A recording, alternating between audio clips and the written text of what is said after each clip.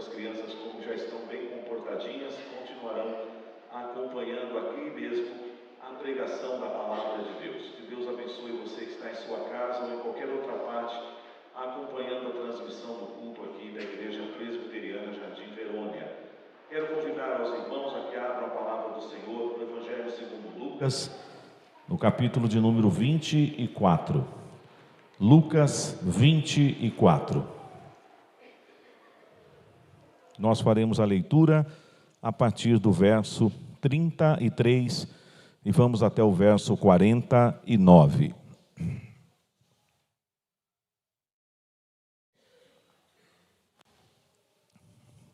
Lucas 24, dos versos 33 até o versículo de número 49. A uma só voz, irmãos, façamos a leitura da palavra do Senhor. E na mesma hora, levantando-se, voltaram para Jerusalém, onde acharam reunidos os 11 e outros com eles, os quais diziam: o Senhor ressuscitou e já apareceu a Simão. Então os dois contaram o que lhes acontecera no caminho e como fora por eles reconhecido no partir do pão. Falavam ainda estas coisas quando Jesus apareceu no meio deles e lhes disse: paz seja convosco. Eles, porém, surpresos e atemorizados, acreditavam estarem vendo um espírito. Mas ele lhes disse: por que estáis perturbados? E por que sobem dúvidas ao vosso coração? Vede as minhas mãos e os meus pés, que sou eu mesmo. Apalpai-me e verificai, porque um espírito não tem carne nem ossos, como vedes que eu tenho. Dizendo isto, mostrou-lhe as mãos e os pés. E por não acreditarem eles ainda, por causa da alegria, e estando admirados, Jesus lhes disse: tendes aqui alguma coisa que comer? Então lhe apresentaram um pedaço de peixe assado e um favo de mel. E ele comeu na presença deles. A seguir, Jesus lhes disse: são estas as palavras que eu vos falei, estando ainda convosco. Importava que se cumprisse tudo o que de mim está escrito na lei de Moisés, nos profetas e nos salmos. Então lhes abriu o entendimento, para compreenderem as Escrituras, e lhes disse: assim está escrito, que o Cristo havia de padecer e ressuscitar dentre os mortos no terceiro dia, e que em seu nome se pregasse arrependimento para a remissão de pecados a todas as nações, começando de Jerusalém. Vós sois testemunha destas coisas.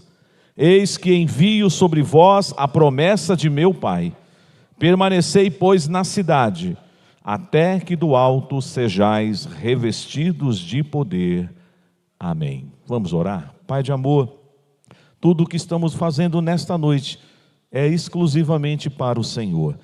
Nós somos devedores a Ti deste culto, porque o Senhor nos fez para o louvor da Sua glória. Sabemos, ó Deus, que só estamos aqui porque fomos alcançados pela Tua maravilhosa graça. Um dia nós estávamos mortos nos nossos delitos e pecado, mas o Senhor nos deu vida em Cristo Jesus. Por isso hoje é um dia tão especial em que celebramos a ressurreição do nosso Senhor Jesus, a nossa esperança. Queremos mais uma vez agora ouvir nesse trecho que acabamos de ler a instrução da Tua palavra. Ilumina-me o meu coração com Teu Santo Espírito, e ilumine também o coração de cada irmão aqui, irmã também, para que entendamos a Tua palavra nessa noite, em nome de Jesus. Amém. Nós hoje pela manhã fizemos essa leitura até o versículo 32. Então nós sabemos que o que vem antes do versículo 33 é os dois discípulos no caminho de Emaús. Eles estavam também lá em Jerusalém, receberam algumas informações do testemunho das mulheres, do relato e do testemunho de pelo menos 2 apóstolos, mas eles resolveram voltar para casa. Eles estavam assim com o coração bem apertado, eles estavam tristes, iam andando pelo caminho, um conversando com o outro sobre o que havia acontecido com Jesus na sexta-feira. E de repente, Jesus aparece naquela estrada. Eles não reconhecem Jesus, eles pensam que é um viajante, alguém que está de passagem. E Jesus então faz aquela pergunta: vocês estão conversando sobre o quê? O que está afligindo o coração de vocês, que vocês vêm conversando pelo caminho? E um deles disse: será que você é o único na cidade ou nesta região que não sabe dos últimos acontecimentos? E aí Jesus, é claro, fazendo uma pergunta retórica, disse: que acontecimentos? E eles emendaram a resposta: o que fizeram com Jesus, o Nazareno? Nós esperávamos que ele fosse a nossa salvação, a salvação de Israel. Ele morreu na sexta-feira, já é o terceiro dia desde a sua morte. Algumas mulheres estão dizendo que ele vive, alguns apóstolos foram até o sepulcro, mas estamos voltando para casa. Estamos frustrados, estamos com o coração apertado. Jesus então começa a discorrer, conforme nós já conhecemos, falando para eles a partir do verso 25 desse mesmo capítulo, de uma forma até dura. Quando ele diz aí: honestos e tardos de coração, para crer tudo o que os profetas disseram. Porventura não convinha que o Cristo padecesse e entrasse na sua glória? E começando por Moisés, discorrendo por todos os profetas, expunha-lhes o que a seu respeito constava em todas as Escrituras. Algo lindo que eu vejo, não só nesta passagem, mas em outras também, mas especificamente nesta passagem, é que o Senhor Jesus, ele faz questão de dizer, e já foi lido também lá na carta de Paulo aos Coríntios, no capítulo 15, que tudo o que aconteceu na vida de Jesus, enquanto ele esteve aqui na terra, foi para que se cumprisse as Escrituras. Não tem nada que aconteceu na obra de Cristo na cruz e também da sua ressurreição que fuja ao que a palavra de Deus atesta sobre isso. Então, se tem algo, irmãos, que você já tem, você que já professou a sua fé em Jesus, você que já tem Jesus como teu Senhor e Salvador, você tem provas que não devem ser contestadas por ninguém, porque elas estão registradas nas Escrituras, e toda a Escritura é inspirada por Deus, de que de fato Cristo padeceu na cruz em nosso lugar. Mas a morte não o pôde deter, e no terceiro dia ele ressurgiu dentre os mortos. É interessante que Jesus vai então conversando com esses dois homens, e eles o convidam para cear com ele. Jesus faz sinal ou menção que ia seguir adiante naquela estrada, e eles convidam Jesus a pernoitar ali. Olha, já se faz tarde, fica aqui conosco. E nós vemos ali aquela refeição, e era talvez uma das tradições deles, era convidar a pessoa, o hóspede, a fazer uma oração, agradecendo pelo alimento. E na hora em que Jesus vai partir o pão e dar graça, Jesus desaparece na frente dos dois. E aí um desespero, eu imagino, toma conta daquela casa, daqueles dois homens, e um começa a falar para o outro: não nos ardia o coração? Enquanto ele falava pelo caminho acerca dele mesmo, como eu disse hoje pela manhã, o pregador era o próprio Senhor Jesus. Ele mesmo pregando e falando das grandezas de Deus, da sua obra, de que tudo estava sendo de acordo com as Escrituras, de acordo com a lei de Moisés, de acordo com os profetas, de acordo com os salmos, ou seja, todo o Antigo Testamento apontava para Jesus. Se tem algo, irmãos, que os judeus não poderiam dizer para ninguém, era assim: nós não estávamos esperando isso. Os judeus sempre aprenderam da vinda do Messias. É claro que, lamentavelmente, eles não reconhecem, muitos judeus até hoje, que o nosso bendito Salvador é o Messias prometido. Mas não tem outra escapatória. Eu creio que muitos judeus, na época do Senhor Jesus, na igreja primitiva, e no período do apóstolo Paulo, muitos judeus vieram a Cristo, foram convertidos pelo Senhor, entendendo que não era somente pela lei de Moisés ou por todos aqueles cerimonialismos que eles haveriam de ter a vida eterna, mas em Jesus, e ainda não é diferente. Portanto, se um dia você tiver a oportunidade de falar de Jesus para um judeu, você vai falar bem da sua história. Eles foram os homens que tinham os oráculos de Deus, isso é muito bonito, mas para eles receberem a vida eterna, só isso não basta. Aliás, nada disso basta. Só tem uma coisa que basta: Jesus. Eles precisam reconhecer que Jesus é o Messias, que Jesus é o Senhor e Salvador. O texto então mostra que depois desse encontro, eles retornam para a cidade. Eles não podem ficar em casa. Eles retornam para a cidade para se reencontrarem, se reunirem novamente com os demais discípulos, com os apóstolos. E aí o texto diz que quando eles chegam lá em Jerusalém, eles relatam. Eles contam certamente: olha, nós estávamos indo para casa e estávamos tristes pelo caminho, e de repente aparece alguém e começa a falar conosco, e nós não prestamos atenção, nós parece que estávamos com os olhos vendados, o Senhor não permitiu que nós víssemos no primeiro momento, que o tempo todo quem falava conosco era Jesus. E é por isso que essa frase tão conhecida desse texto diz: não nos ardia o coração.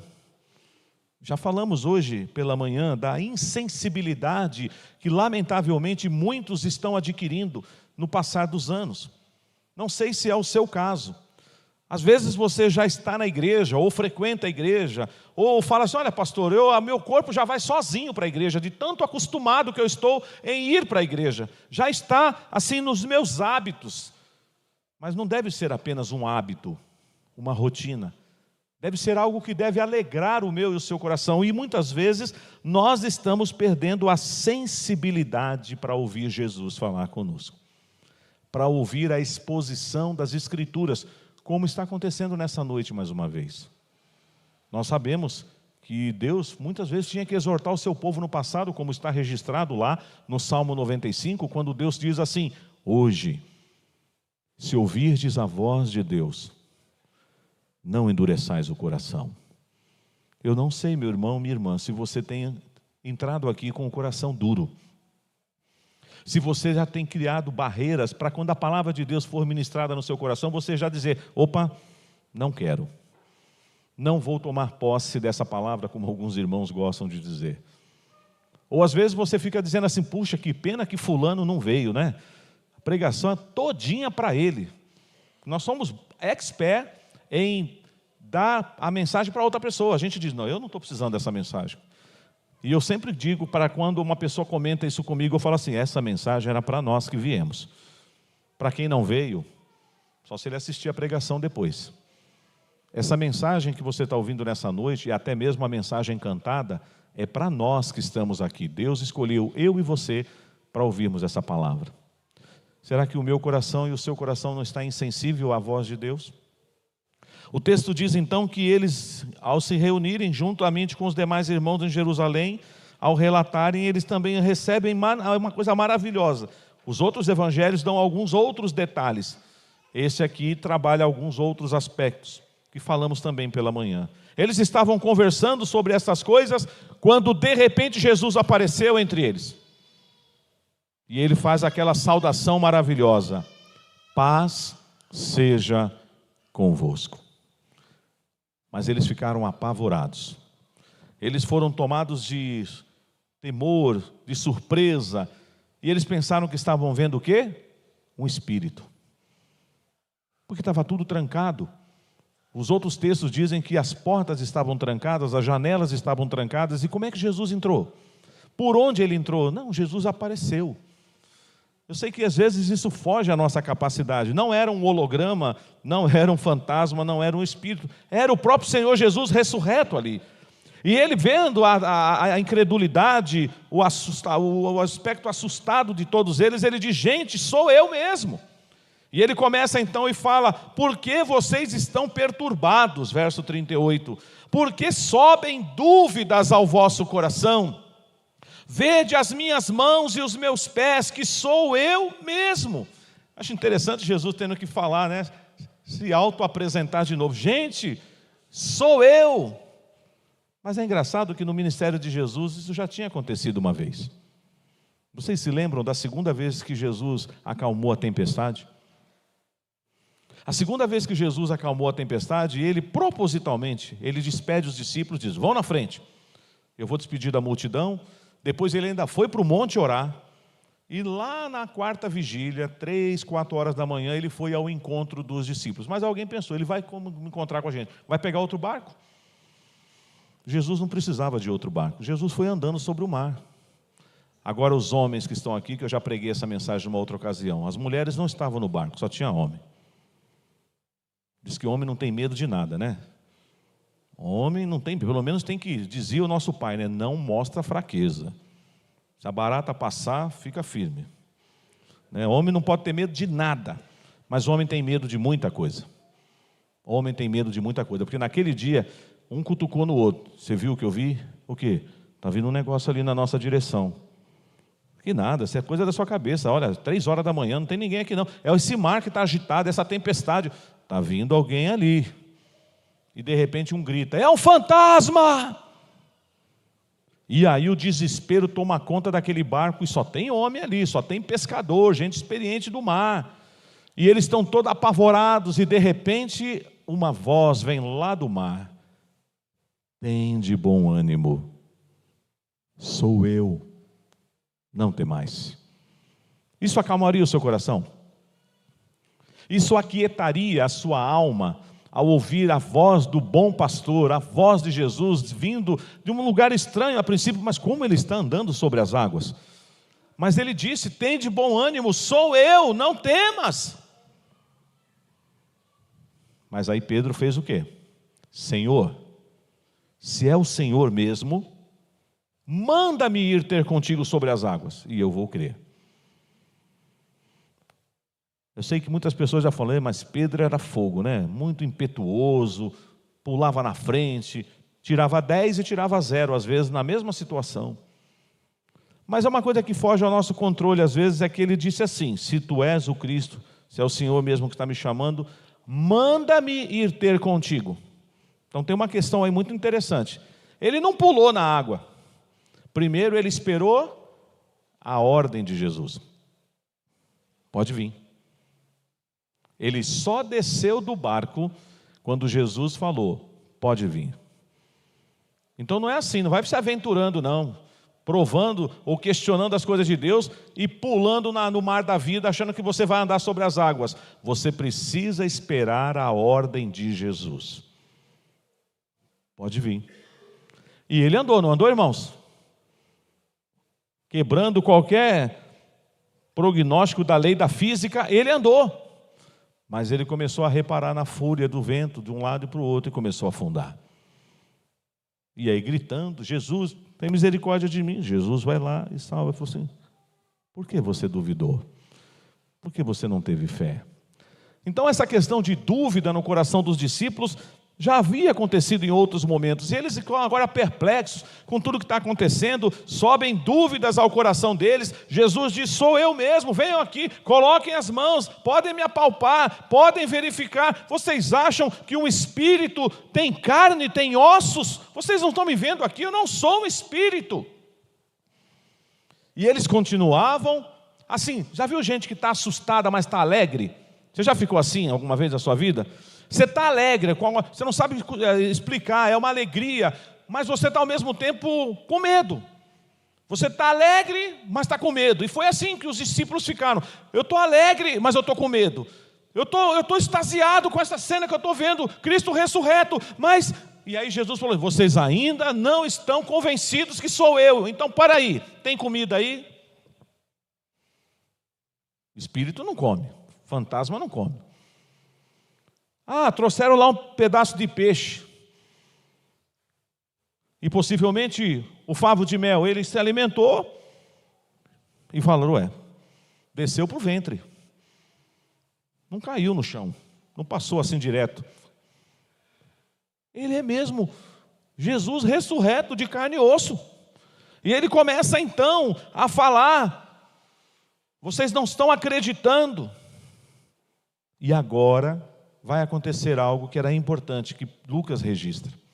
Então, de novo, irmãos, eu já disse isso, parece até que eu estou sendo repetitivo. Subiram dúvidas no coração dos discípulos, incredulidade, duvidaram. Alguns disseram que só ia acreditar se colocasse a mão lá nos cravos, nas feridas, como foi Tomé.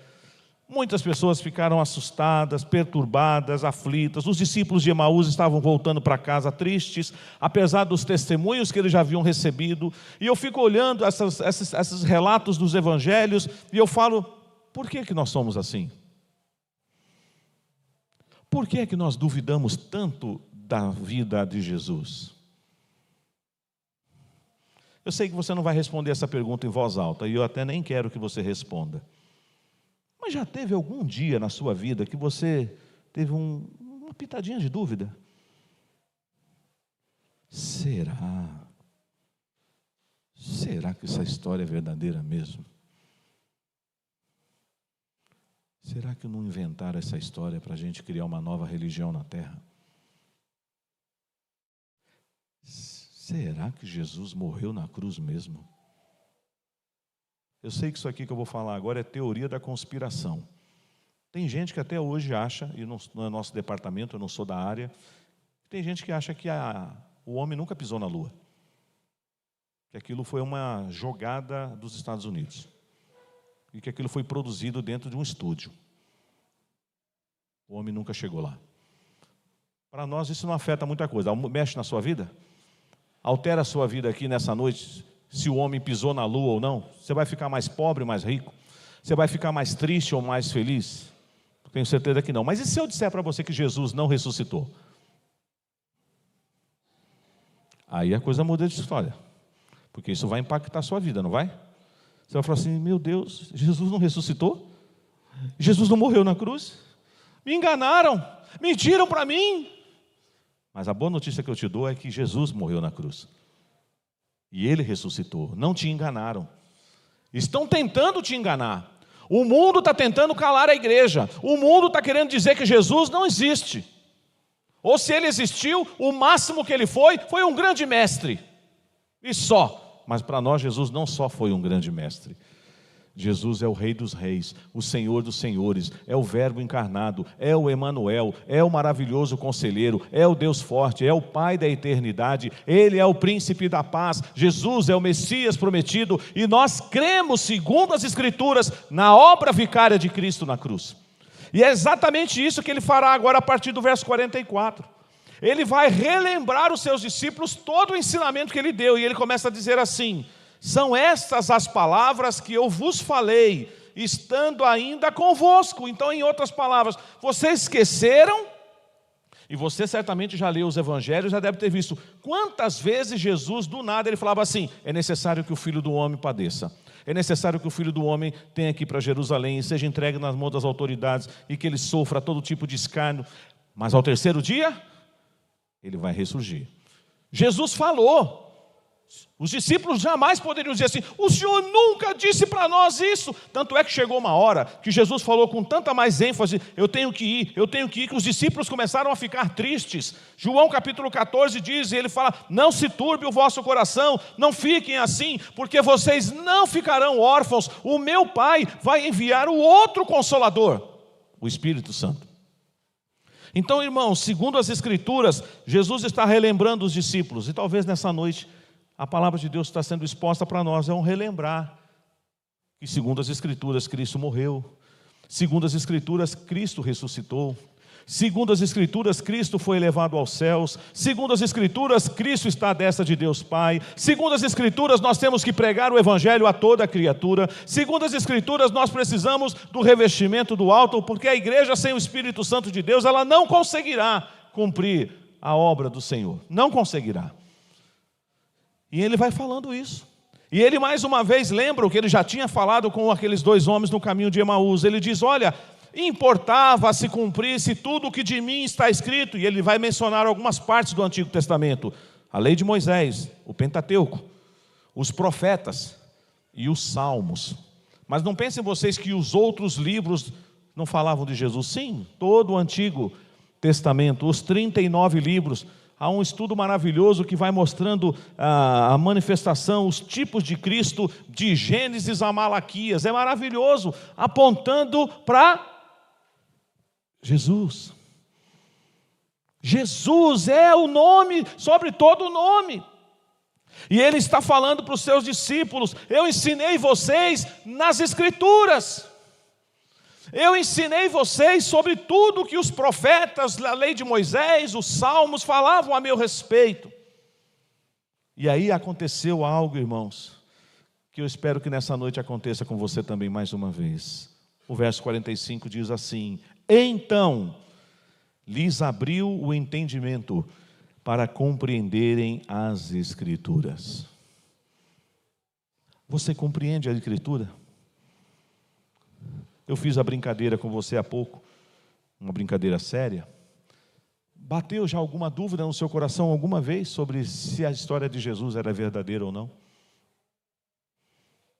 Como eu disse há pouco, se inventaram que um dia o homem pisou na lua e ele nunca foi lá, isso não afeta a minha vida.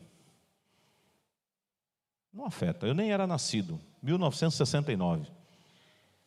Há muitos relatos que dizem que pisou na lua, assim. Inclusive um dos astronautas era nosso irmão em Cristo.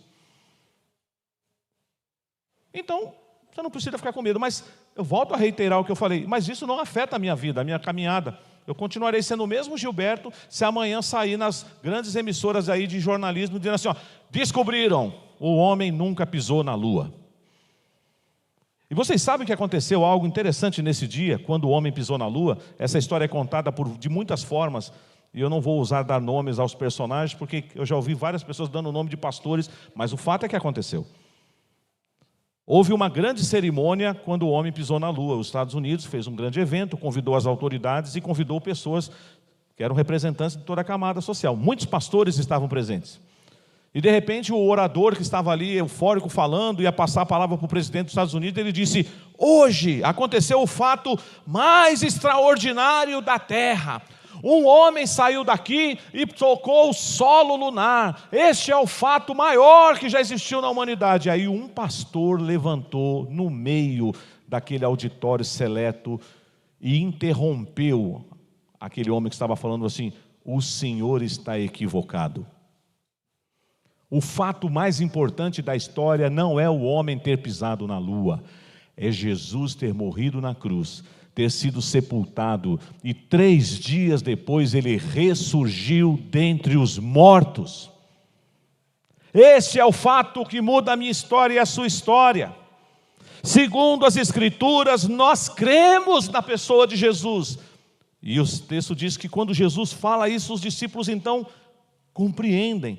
Versículo 46 diz, e lhes disse, assim está escrito. E aí ele vai lembrar algumas coisas. Ele diz, olha, está escrito que eu haveria de padecer.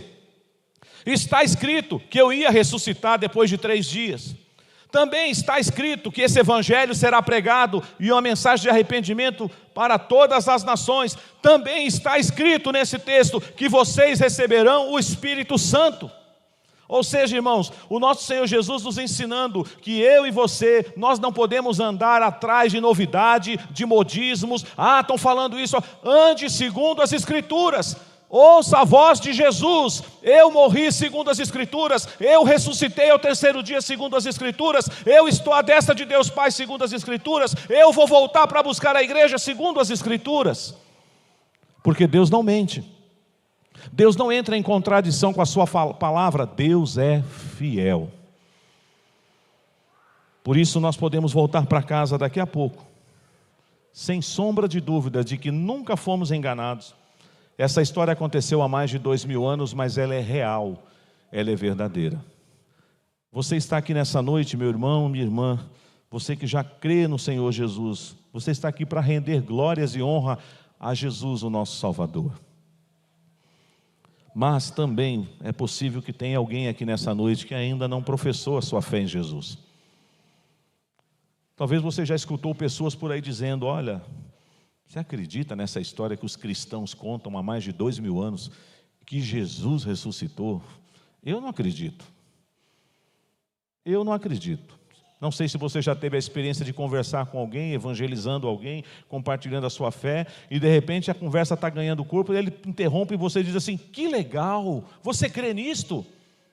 Beleza, porque eu não creio.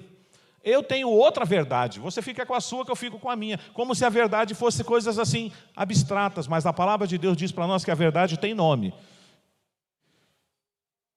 E esse nome tem poder. Esse nome é Jesus. Tem alguém aqui nessa noite que não tem compreendido as Escrituras? Que tem deixado subir dúvidas no seu coração sobre o que Cristo fez por você, pela sua vida? Meu irmão, minha irmã, renda-se ao Senhor. Até peça perdão: Senhor, me tenha misericórdia da minha vida, por eu permitir ou não, me deixar levar e achar que é possível. É verdade, tem que ter muita fé para acreditar nessa história, é verdade. Sem fé é impossível agradar a Deus. Sem fé é impossível você crer nessa história, que é absurda. Mas a fé que o Senhor coloca no nosso coração e que vem pela pregação do Evangelho, ela pode te dar a certeza, a convicção de que Cristo padeceu na cruz, foi sepultado, mas no terceiro dia Ele ressurgiu dentre os mortos. Bendito seja o nosso Deus. Você crê nessa palavra? Você vive essa palavra? Então não se desespere, meu irmão. Nós estamos servindo a um Deus que está no controle de todas as coisas. Parecia que o diabo tinha vencido. Não. E um dia, irmãos, ele será lançado no lago de fogo e enxofre. Ele e os seus demônios. Porque o Senhor venceu. Ó morte, onde está a tua vitória? Cristo de fato ressuscitou. E Paulo chega a dizer assim: se Cristo não ressuscitou, é vã a nossa fé, é vã a nossa esperança. E nós somos o quê? Os mais infelizes da terra. Mas aí o versículo 20 diz: mas de fato, não há sombra de dúvidas, Cristo ressuscitou. E o que ouvimos essa noite mais uma vez é: Cristo ressuscitou segundo as Escrituras. A Ele toda a honra e toda a glória. Você que está aqui nessa noite, tem compreendido as Escrituras? Tem atentado para as verdades do Evangelho sobre a história de Jesus? Deus tem muito a nos ensinar ainda nos Evangelhos. Basta você ler, investir tempo. Às vezes, aparentemente, terão algumas contradições entre os 4 evangelhos, mas são pequenas contradições, são alguns paradoxos, mas não se prenda nessas coisas. Eu estou em dúvida, aqui falou A, B. Meu irmão, peça para o Senhor desvendar os seus olhos, para você contemplar as maravilhas da lei de Deus. Tem coisa linda na palavra para você. Viva o Evangelho. Creia na palavra do Senhor e você será um homem bem-aventurado, uma mulher bem-aventurada. Que Deus continue derramando graça na nossa vida, para que creiamos na sua palavra, que é inspirada e é útil para ensinar, para corrigir, para admoestar, para nos educar na justiça, para que todo homem seja habilitado para toda boa obra que Deus preparou para que andássemos nela.